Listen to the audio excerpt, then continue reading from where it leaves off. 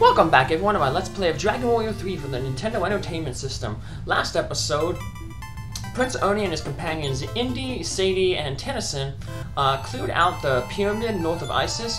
They ended up getting the Golden Claw, which was a cursed item that increases encounter rate. So they took it to the vault here in Leahan, and now it's time for them to finally head to the east. They tried to go in this cave to the northeast here earlier, but it ended up in a dead end. But they did run into this dwarf, Nored. Well, apparently he is a friend of the king of Portoga, and the king gave our party a scroll to tell Nord to help us out and get us to the east. So let's go see Nord and read this scroll to him and see what he can do for us. We're on a trip here to the east to try to get the King Pepper, which he will trade for a ship. So we have to actually go into our items, select the royal scroll. My dear Nord, please guide the bearers of this scroll to the secret passage called Baramos Pass. And if we say that we don't want to go east, he says, well, there's nothing I can do for you.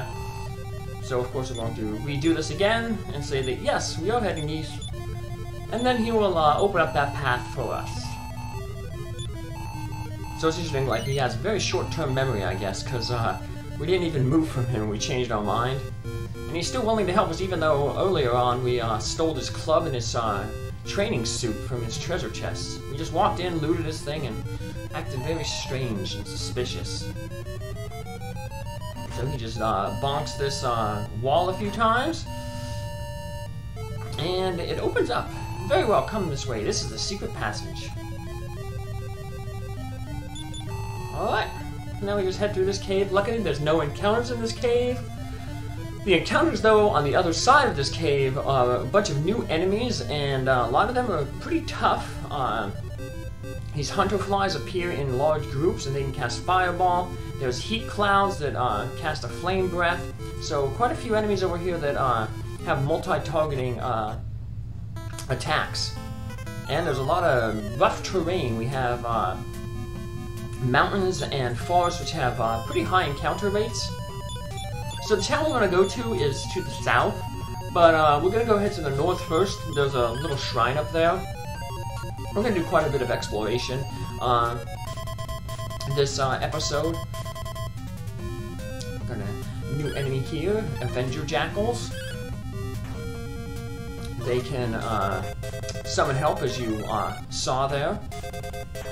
They can also cast, I believe, the surround spell? Yeah, to make it harder for you to hit them. If that's the case, then just, once again, use your spells.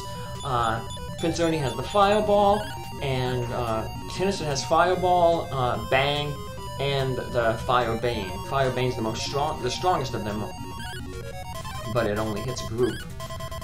Bang if the Avenger Jackals are in different groups. So there's them. They're not too bad of an enemy. Like I said, they don't have that multi-targeting attack like a lot of the other enemies have. Like I said, probably the worst enemy is the hunter flies. So, luckily once we get to the plains here, we're kind of in a new encounter area. We're back to easier encounters. So, basically what we had over to the west there. Yeah, we just have an inn here and some doors that we can't open. We need the final key to open them, and they'll probably lead to travel doors, similar to the ones in Dragon Quest 2. We technically did see 2 travel doors. Remember, we took one travel door from Leahan to Romilly, and then we took one from the shrine northwest of Romilly to get to Portoga.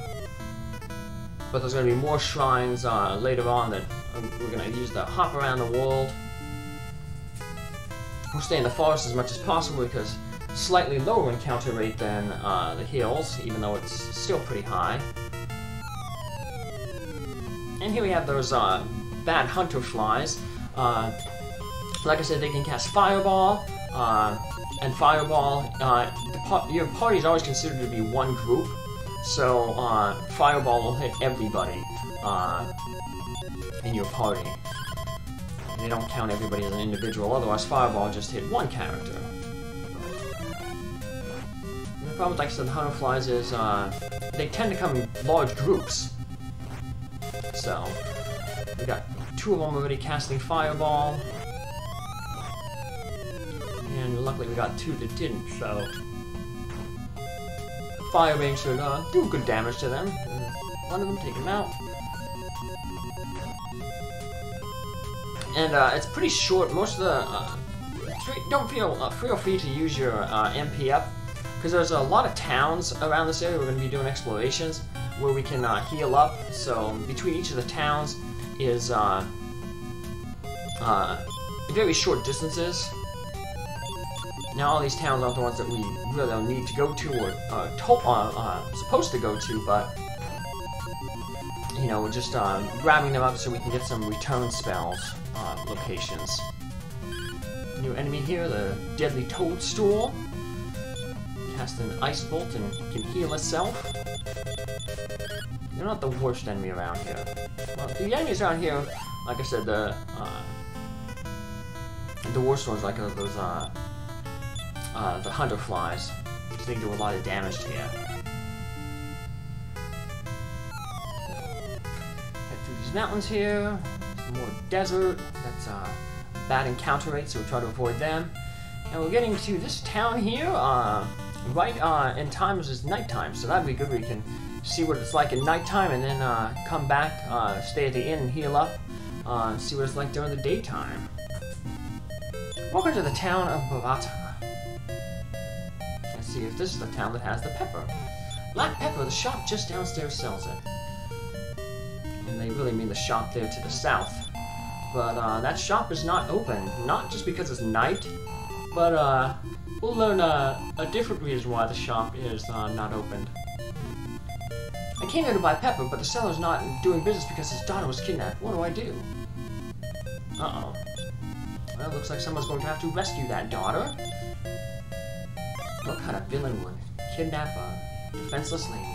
The staff of force is a weapon that can convert MP into attack power that can be used against an enemy. This will use up MP when you fight, but it is good when your spells have been blocked. Our spells are, our MP is better used on spells though, so not a staff that we will be using. We got a bunch of people here. Let's talk with this boy first. Oh, my darling Tanya. Who's Tanya? She might be the maiden.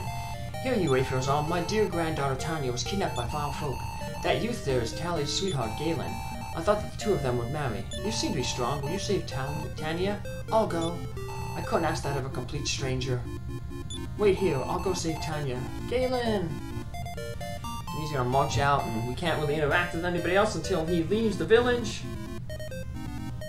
Something tells me we're gonna end up having to rescue him then, too.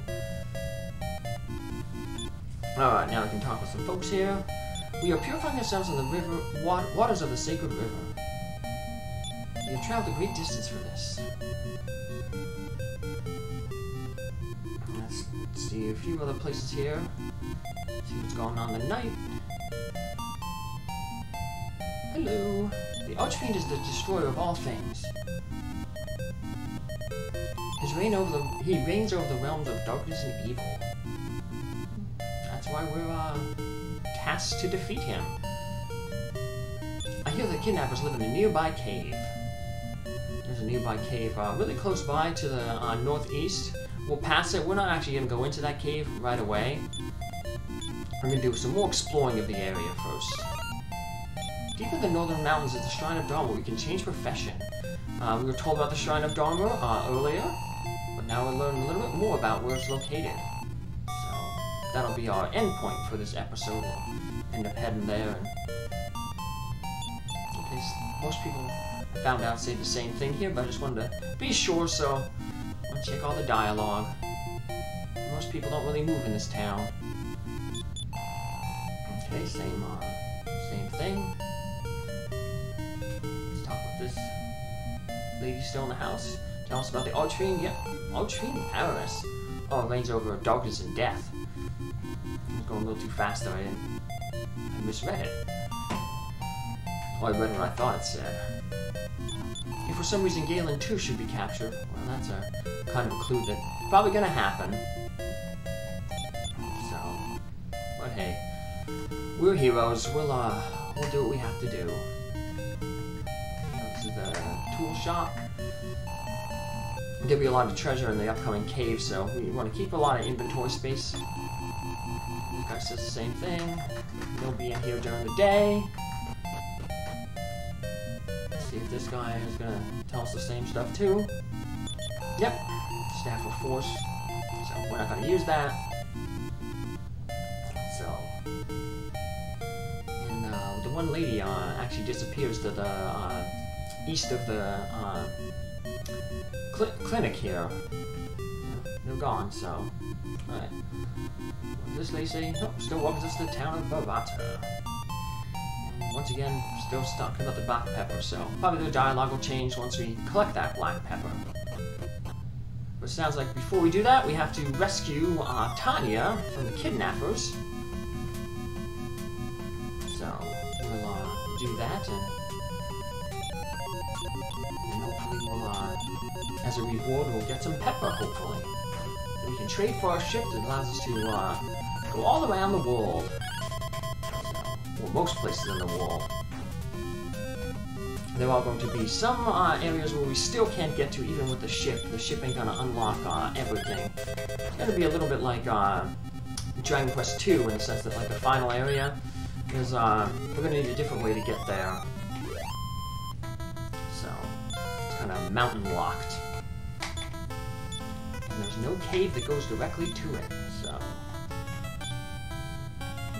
Speaking of caves, you can see it to the north right up there. There's the cave. It's called the Kidnapper's Cave. But, yeah, we're going to head up to the north here first. We're going to go to the Shrine of Dharma, just to check it out. Also because we can save there at the Shrine of Dharma. I guess just to be safe, so if you don't want to, if you can make a mistake when you're changing character classes, there's a save point right at the shrine. So we'll be able to use the shrine to save before we head to that Kidnapper's Cave. And this cave, the Kidnapper's Cave, is pretty much equidistant from the Shrine of Dharma and the town of Baramos there. So it'll be good to get up here and save. They also have really cheap inns. That's really nice. There's new apes, the Simiacs. Indy gains another level.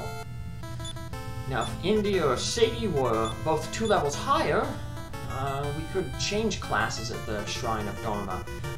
The only requirement is that you are not the hero class. The 2 requirements are you're not the hero class and that your level is 20. So, this guy can tell us how much we need to advance.